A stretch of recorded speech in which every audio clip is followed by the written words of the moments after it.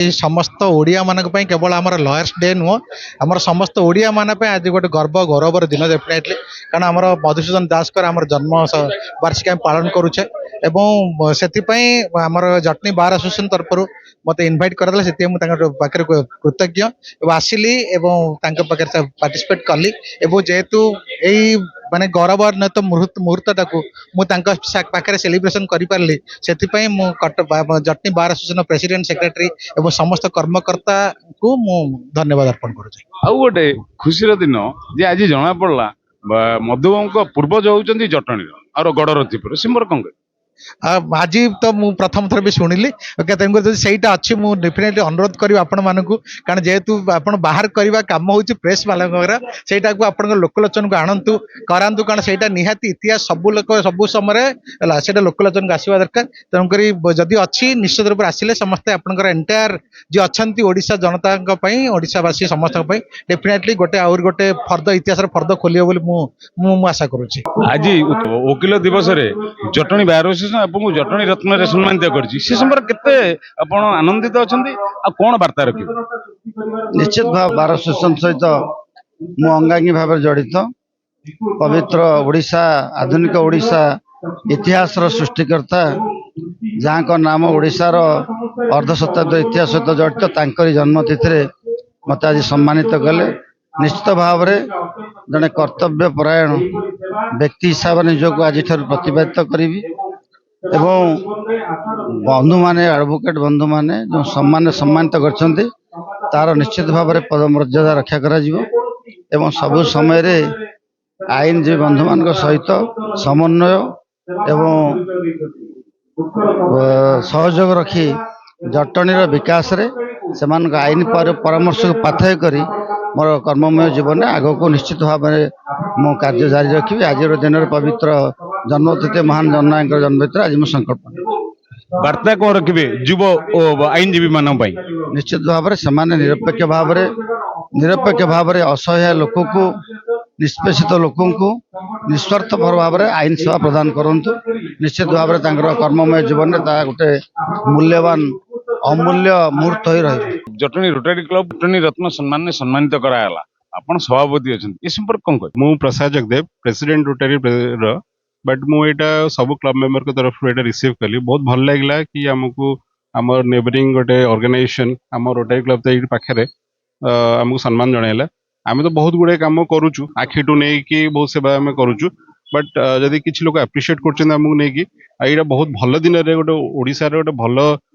बरपुत्र दिवस जन्म दिवस हमको सम्मान जनइले we are so happy for that सम्मान जनइबा और अंचल नाम को नहीं गोटे रत्न सम्मानित कर जटणी रत्न सम्मानित ए संपर्क केते उत्साहित अछि आमे तो आम काम करि चलीचु आम भावुचु जे आमे बहुत किछि काम करि परिबु आज यदि से माने हमको एटा सम्मान जनइले हमको एटा निहात भाबे उत्साह देबो जे आमे बहुत काम करि परिबु जत्ते काम करले भी कम रोटरी आम इंटरनेशनल रे आमे आज पोलियो इरेडिकेट कर सालुनी वर्ल्ड ओवर रु आमे चेष्टा करछु आउ जदि किछि एजुकेशन और हेल्थ केयर ऊपर आमे काम करि परिबु will be more than happy. आम रोटरी क्लब जटणीर सेवा को सम्मानित करिकी आमे हमर दायित्व आउ बढ़ी जाइछि आमे रेगुलर हेल्थ चेकअप कैंप और फ्री आई चेकअप कैंप मागणा आखि कैंप करी आसचु जोटी जहाँ समाज को दरकार पड़ुछि आमे चेष्टा करूछु आमे देबु ब्लड डोनेशन कैंप भी करूछु आउ हमको एप्रिशिएट करिकी हमको आहुरी भल काम करने उत्साहित कर मु हमको धन्यवाद जनाऊँ। मधु बाबू आमर निश्चल निश्चल किसी न चाहिए आम ओडिशा आम देश बहुत परिश्रम करी आम उत्कल को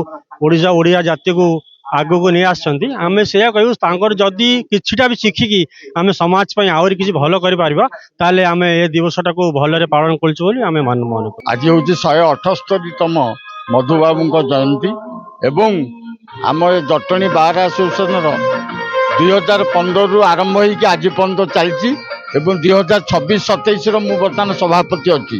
आज आउ गोटे सौभाग्यर दिन आमे आमर विधायक जी अच्छा विभूतिभूषण बलवंत राय तांकर आम बाहर को जो भाया तांकर साहाय्य सहानुभूति एवं जटणी निर्वाचन मंडली पाई तांकर जो अवदान रही प्रति मुहूर्त से लोकों सांगरे अच्छी तांको आज जटणी रत्न रे सम्मानित आमे कलु से आमर जटणी बार एसोसिएशन समस्त सभ्य एवं सभ्य माने बहुत खुशी अच्छा एवं तत्संगे संगे रोटारी क्लब को ଆମେ ଜଟଣୀ ରତ୍ନ ରୂପେ ସମ୍ମାନିତ କଲୁ।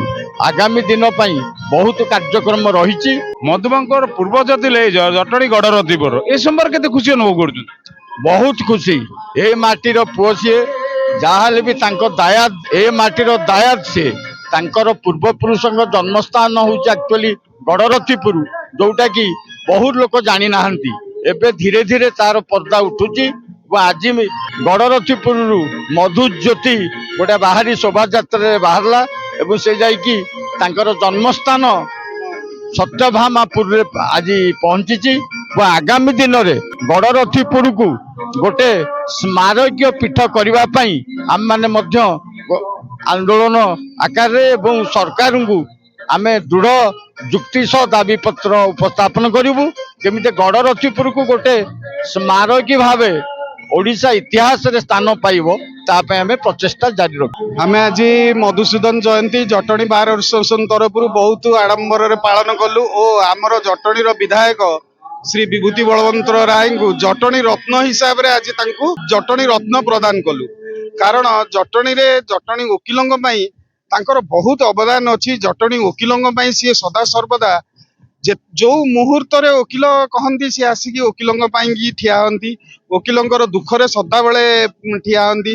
ଓକିଲଙ୍କର କୌଣସି କାର୍ଯ୍ୟ ଯଦି ଆମେ ତାଙ୍କ ପାଖରେ ଖବର ପହଞ୍ଚେଇ ଦଉ, ସେ ସାଙ୍ଗେ ସାଙ୍ଗେ ଆସିକି ପହଞ୍ଚନ୍ତି ଓକିଲଙ୍କ ପାଇଁ। ଓକିଲଙ୍କର କ'ଣ ଅସୁବିଧା ହେଲା, ତମର କ'ଣ ଦରକାର, ସବୁ ପ୍ରକାର ସୁବିଧା ସିଏ ଯୋଗାଇ ଦେଉଛନ୍ତି ଓକିଲଙ୍କୁ ଓ ଜଟଣୀବାସୀଙ୍କୁ ବି ସବୁ ପ୍ରକାର ସୁବିଧା ଯୋଗାଇ ଦେଉଛନ୍ତି।